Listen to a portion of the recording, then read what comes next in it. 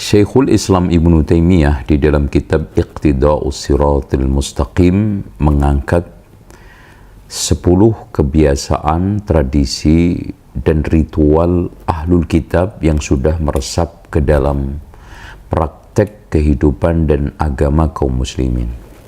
Di antaranya adalah beribadah dengan musik. Bahkan pada setiap momentum, acara, dan juga hari-hari besar, Islam tidak lepas dari musik.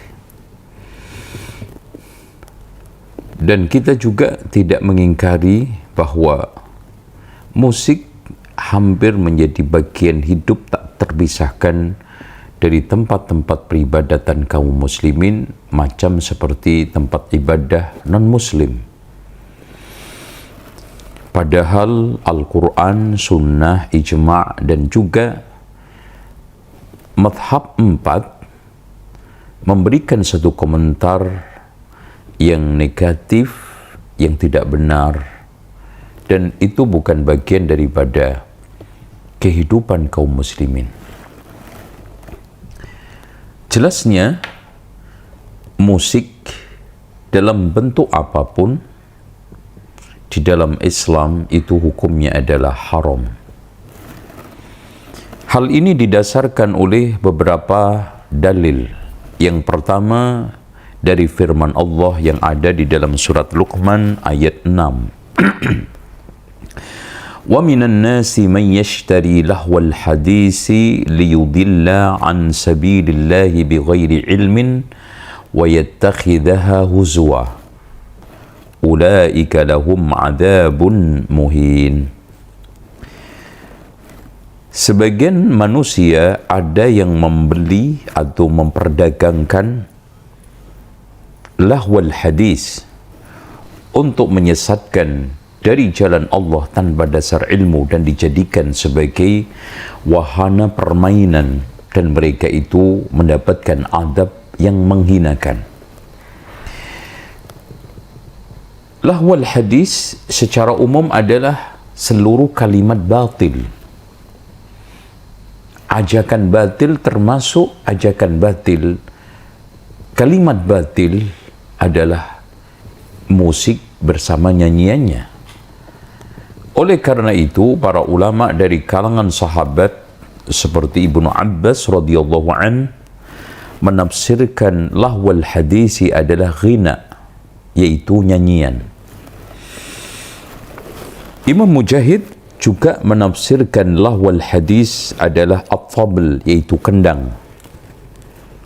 Bahkan Al-Hasanul Basri, seorang tabi'in kawakan senior, mengatakan yang dimaksudkan lahwal hadis adalah al-ghina wal mazamir, yaitu nyanyian sama seruling. Makanya dari sinilah Ibnu Qayyim menegaskan wa yakfi tafsirus sahabati wat tabi'in lilahwil hadis bi annahu al-ghina.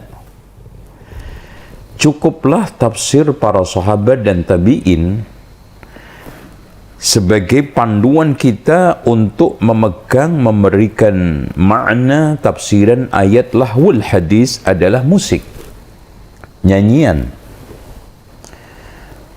Karena Ibnu Mas'ud lebih tegas lagi sampai dengan nada sumpah, wallahi la ilaha illa la ilaha ghairahu huwal ghina, yang dimaksudkan lahwul hadis adalah nyanyian. Bahkan beliau mengulangi 3 kali dalam konteks sumpah.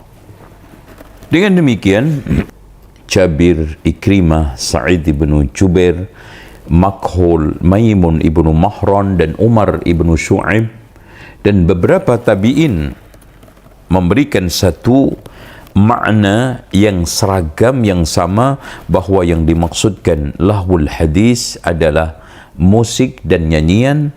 Dan ditegaskan lagi oleh Imam Al-Wahidi di dalam tafsirnya, anna hadha tafsir tadullu ala tahrimil ghina. Tafsir ini menunjukkan haramnya nyanyian, apalagi musik. Lebih kuat lagi ditekankan oleh Imam Al-Hakim di dalam Mustadraknya, liya'lam talib hadzal ilmi, hendaknya para penuntut ilmu mengetahui, memahami, anna tafsir as-sahabi, tafsirnya sahabat, alladhi syahidal wahya wad tanzil inda syaikhaini hadisun musnad. Ya. Hendaknya para penuntut ilmu mengetahui bahwa tafsir sahabat yang menyaksikan wahyu turun dan menyaksikan tanzil Al-Quran diturunkan oleh Allah inda syaikhaini, menurut dua syekh, hadisun musnad yang tidak lain adalah Imam Al-Bukhari dan Muslim. Meskipun hal itu diberikan catatan oleh Imam Ibnu Qayyim bahwa ucapan Al-Hakim seperti itu, tapi kata beliau tidak diragukan bahwa tafsir para sahabat itu lebih utama kita kedepankan karena mereka menyaksikan wahyu, dan kemudian bagaimana Rasulullah menafsirkannya, mengamalkan dan mempraktekkan di dalam kesehariannya, karena mereka adalah orang yang paling baik hatinya, paling dalam ilmunya, paling sedikit penyimpangannya. Sehingga ketika kita menafsiri Al-Quran, maka tafsir Quran dengan Quran. Kalau kita tidak menemukan tafsir Quran dengan sunnah, maka kalau tidak menemukan tafsir, maka Al-Quran sunnah kita tafsirkan dengan ucapan sahabat dan tabi'in.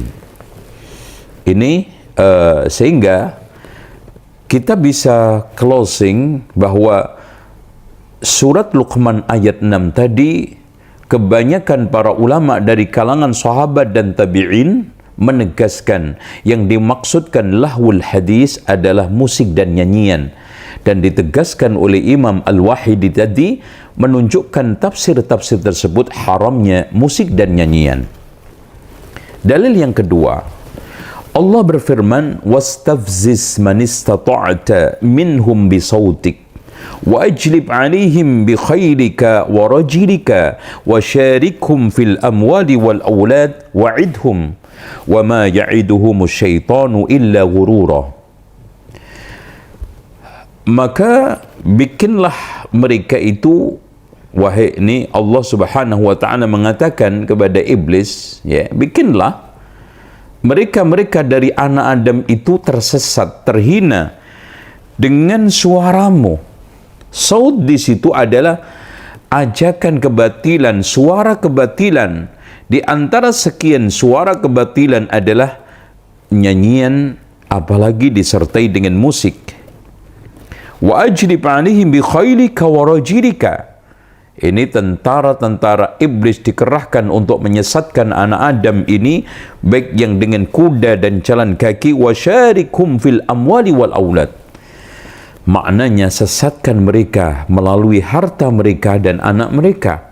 Harta yang diberikan oleh Allah sebagai karunia digunakan untuk maksiat, mendatangkan murka Allah, ya, dan yang lainnya. Itu maksudnya wal aulad, dan anak yang akhirnya innama amwalukum wa auladukum fitnah, nas'alullah al-afiyah. Nah, di dalam kitab tafsir Jalalain ditegaskan yang dimaksudkan wastafziz adalah wastakhif bi sautik, ay bi du'aika bil ghina'i wal mazamir, dengan ajakanmu dengan nyanyian dan seruling. Wa kullu da'in ilal ma'siyah, dan setiap ajakan kepada maksiat. Dan termasuk dari sekian ajakan kepada maksiat adalah musik, ya, dan ini kita tidak ingkari. Karena kita tidak mendapatkan orang yang datang dari konser itu mendapatkan hidayah, ya, bahkan seislami apapun, ya, sereligi apapun, lirik, musik dan nyanyian tidak akan bisa menjadi penambah, penguat iman dan takwa. Karena iman dan takwa itu hanya bisa dikuatkan, ditambah kualitasnya dengan mendengarkan Al-Quran dan Sunnah, mempraktekkan Al-Quran dan Sunnah di dalam kehidupannya, ya. Nah, dari sini kita jadi bisa membedakan. Ada orang yang mengatakan, saya setelah mendengarkan nyanyian ini, musik ini, atau qasidah ini, hati saya tersentuh, hati saya sadar. Dia tidak bisa membedakan ketersentuhan untuk sadar, hatinya terbuka sehingga dia ingin mencari kebenaran, dengan dia mendapatkan kebenaran yang disebutkan hidayah, dan itu tidak akan bisa didapat kecuali ihdinas siratal mustaqim, memahami siratal mustaqim yang tidak lain adalah Al-Quran dan Sunnah dan jalannya sahabat serta tabi'in.